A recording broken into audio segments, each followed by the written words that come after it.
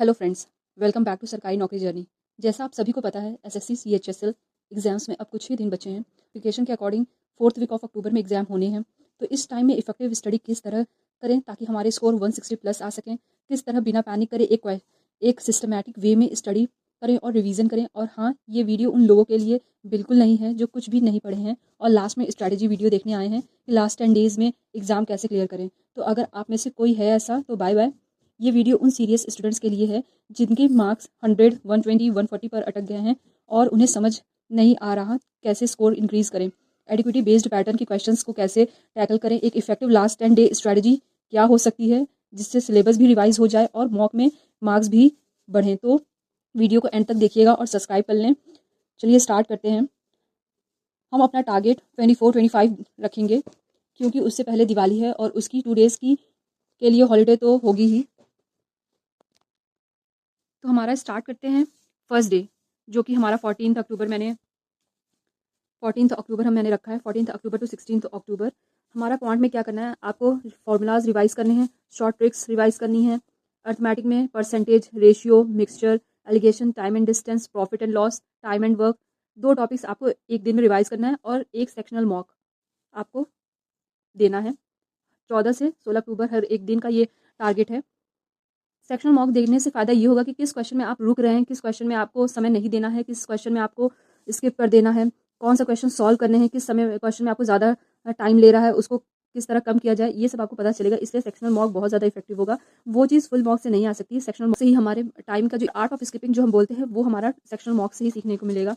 Reasoning में हमें practice करने हैं टॉपिक्स जैसे series, coding decoding, blood relation, syllogism, critical thinking, direction, missing number. इनकी 100 क्वेश्चंस डेली आपको करने हैं 14 से 16 अक्टूबर तक हर एक दिन। और इसके भी हमारे सेक्शनल टेस्ट आपको देने हैं।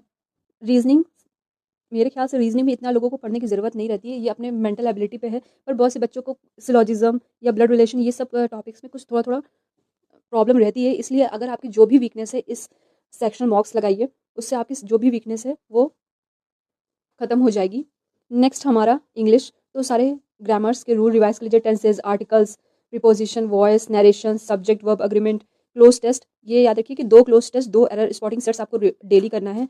200 वोकैब डेली रिवाइज करने हैं जिससे आपके वोकैब भी रिवाइज होता जाएगा, क्लोज टेस्ट और एरर स्पॉटिंग आपकी अच्छी हो जाएगी और सारे रूल्स भी हमारे रिवाइज हो जाएंगे। एक सेक्शनल टेस्ट इसका भी देना है इंग्लिश का, क्योंकि इस बार इंग्लिश में हमारा थोड़ा पैटर्न चेंज है। क्लोज टेस्ट में हमारा इतने लंबे लंबे पैसेज दे रहा है जिसको सॉल्व करने में टाइम लग रहा है। तो उसके लिए हमें पहले से ही प्रैक्टिस करके जानी होगी ताकि हमें वहाँ पे कोई डिफिकल्टी ना देखने को मिले और हम ज़्यादा से ज़्यादा क्वेश्चन सॉल्व कर पाएँ।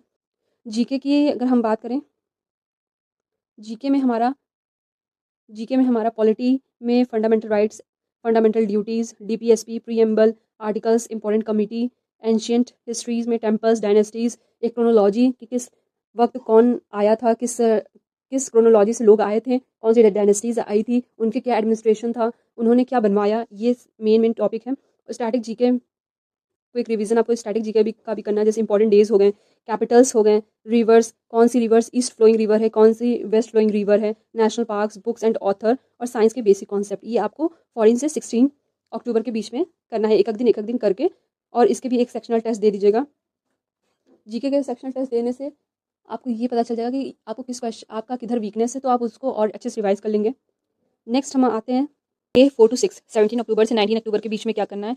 इसमें हमारा 1 फुल मॉक टेस्ट हर एक अल्टरनेट डे पे देना है आपको, एक दिन छोड़ के। क्वांट में क्या करना है, एडवांस मैथ्स जैसे ज्योमेट्री, ट्रिग्नोमेट्री, अलजेब्रा, मेंसुरेशन के 30 क्वेश्चंस डेली करने हैं, PYQ से करने हैं और सेक्शनल टेस्ट लगाते रहना है।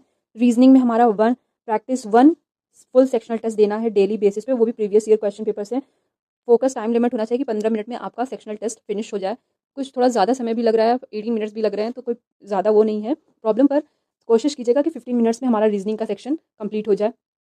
इंग्लिश में रीडिंग कॉम्प्रिहेंशन, वोकैब करना है, सिनोनिम, एंटोनिम्स, ईडियम रिवाइज करने 200 वर्ड्स वोकैब के करने हैं, 200 वर्ड्स सिनोनिम्स, एंटोनिम्स, ईडियम्स, ऐसे रोज़ डेली रिवीजन करना है इनका। क्या ऐसे आपके सारे वोकैब रिवाइज हो जाएंगे। 1 सेक्शनल टेस्ट देना है इसका भी।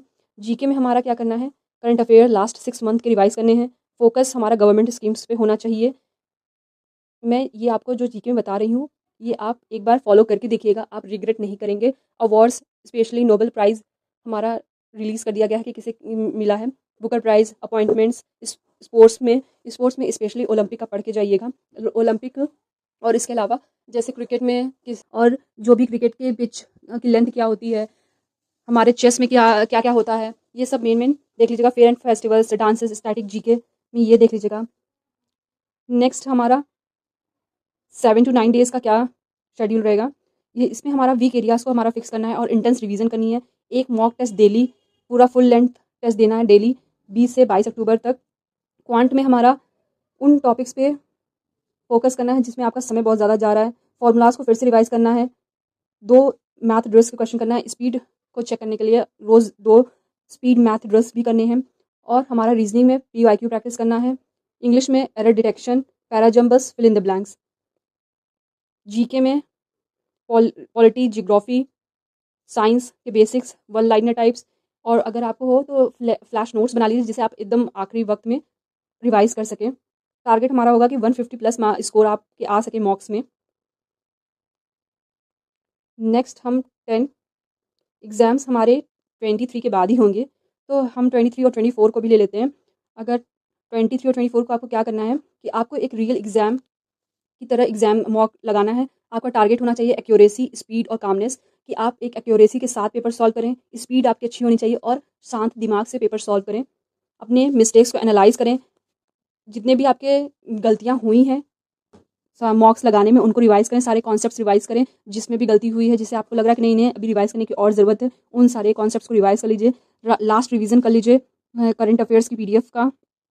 इंग्लिश में क्विक ग्रामर रिवाइज कर लीजिए, जैसे जहाँ से भी आपने पढ़ा है 120 रूल्स ऑफ ग्रामर या जो भी कुछ पढ़ा हुआ है वो कैप को रिवाइज कर लीजिए। सोने से पहले सारे फॉर्मूलाज को लिख लीजिए और उनके शॉर्ट नोट्स बना लीजिए, उनको रिवाइज करते रहिए। तो 23-24 का आपका ये टारगेट है। अगर आप ये इतना कर लेते हैं तो आपका ऑलमोस्ट सारा सेक्शन रिवाइज हो जाएगा। आपके एक अच्छा रिवीजन हो जाएगा, आपकी एक्यूरेसी मेंटेन हो जाएगी, आपकी स्पीड बढ़ जाएगी। आपको ये रहेगा कि हाँ मैंने अच्छे खासे मॉक्स भी लगा लिए हैं। अगर 24 को एग्जाम 25 को एग्जाम नहीं होता है तो आप 25 को एक बार जीके फिर से रिवाइज कर सकते हैं, स्टैटिक जीके रिवाइज कर सकते हैं, करंट अफेयर्स को फिर से रिवाइज कर सकते हैं। फिर फाइनल डेज के लिए मेरी एग्जाम के लिए एक्स्ट्रा टिप्स क्या होगी, 8 to 10 फुल मॉक टेस्ट आपको ओवरऑल अटेम्प्ट करने हैं। 8 to 10 फुल मॉक टेस्ट आपको ओवरऑल अटेम्प्ट करने हैं।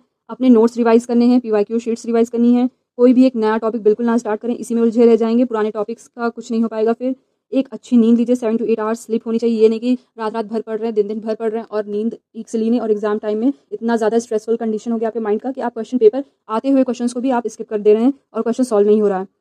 और आपका ज़्यादा से ज़्यादा फोकस एक्यूरेसी पे होना चाहिए, ना कि अटेम्प्ट पे। अगर क्वेश्चन पेपर आपको लगता है कि नहीं मैं क्वेश्चन पेपर सॉल्व करने के बाद मेरा 60 ही क्वेश्चन बन पा रहा है, 70 क्वेश्चन बन पा रहा है और उसकी एक्यूरेसी खराब हो जा रही है, आप अगर बहुत ज़्यादा क्वेश्चन अटेम्प्ट करने लग रहे हैं, 90 क्वेश्चन अटेम्प्ट कर रहे हैं, 100 क्वेश्चन करने लग रहे हैं, तो अगर अटेम्प्ट बढ़ाने से कुछ नहीं होता। अगर आपकी एक्यूरेसी अच्छी है तो आपके बेटर स्कोर्स आएंगे। तो अपनी एक्यूरेसी पे ध्यान दीजिए, ना कि अटेम्प्ट पे। हाँ अटेम्प्ट भी ज़रूरी है, पर बेफालतू के अटेम्प्ट करने की कोई ज़रूरत नहीं है। एक्यूरेसी ज़्यादा मैटर करती है, ना कि अटेम्प्ट। मैंने एक वीडियो बनाई है जिसमें इंग्लिश में कैसे 45 प्लस कैसे स्कोर कर सकते हैं इंग्लिश में, वो भी एडिक्विटी बेस्ड पेपर जैसे आ रहे हैं उसको सॉल्व किस तरह किया जा सकता है। तो आप ये वीडियो ज़रूर देखिएगा, इससे आपको आइडिया लग जाएगा कि आपको क्या पढ़ना है, क्या नहीं पढ़ना है, और बेटर परफॉर्म कर पाएंगे। और हमारा सबसे बड़ा डाउट ये आता है कि हमारा अब मॉक्स लगाएं तो, पर मॉक्स में क्या लगाया जाए, एडिक्विटी पैटर्न क्वेश्चंस पेपर लगाया जाए या PYQ लगाया जाए। तो मेरा तो सजेशन ये होगा कि एक दिन आप एडिक्विटी बेस्ड पैटर्न मॉक लगाइए और एक दिन हमारा PYQ अटेम्प्ट कीजिए। और सेक्शनल टेस्ट में भी क्वेश्चन ट्राई कीजिएगा कि आप ज़्यादा से ज़्यादा PYQ के क्वेश्चंस लगा के जाएँ, क्योंकि PYQ से ये होगा कि आपके जो भी सिलेबस हैं PYQ सब लोग पढ़े होंगे। तो अगर कुछ एक्स्ट्रा नया पूछता है एडिक्विटी तो वो सबके लिए नया होगा, सिर्फ आपके लिए नया नहीं होगा। तो कम से कम ये तो रहेगा कि आपने सारा सिलेबस कवर किया हुआ है और आपको पुराना सब कुछ आता है, जो सबको आता है वो आपको भी आता है, ऐसा रहेगा। और एडिक्विटी जो भी नया क्वेश्चंस देती है वो सबके लिए नया होगा, इसलिए उससे ज़्यादा घबराने की ज़रूरत नहीं है। अगर आपको मैथ्स और जीके की भी वीडियो चाहिए तो आप कमेंट में बता सकते हैं। और टेंशन लेने की ज़रूरत ज़्यादा नहीं है, एग्ज़ाम्स करीब हैं, अच्छे से पढ़िए, अपने कॉन्सेप्ट्स को रिवाइज़ कीजिए। और अगर वीडियो अच्छी लगी हो तो लाइक करें, सब्सक्राइब करें, शेयर करें। Thanks for watching.